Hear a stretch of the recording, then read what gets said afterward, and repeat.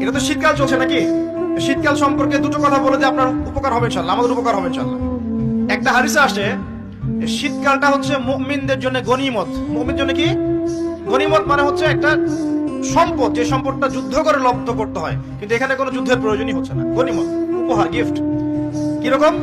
শীতকালে রাতটা হয় লম্বা, রাতি হয় লম্বা, হয় না? এতে করে সারা রাত আপনি অনেক ইবাদত করতে পারবেন। দিনটা হয় ছোট, দিনটা ছোট হয় না? এতে করে আপনি দিনের বেলা সওম বা রোজা রাখতে পারবেন। শীতকাল আসলেই সাহাবীরা বলতেন আহলান সাহলান, শীতকালকে বলতেন আহলান সাহলান, শীতকাল তুমি এসেছো আলহামদুলিল্লাহ। এখন রাত্রেবেলা হে কোরআনওয়ালারা তোমরা উঠে যাও এবং কোরআন তেলাওয়াত করতে থাকো, এবং দিনের বেলা তোমরা সওম পালন করতে থাকো আলহামদুলিল্লাহ। তো শীতের রাতটা কাজে লাগাতে পারি না আমরা?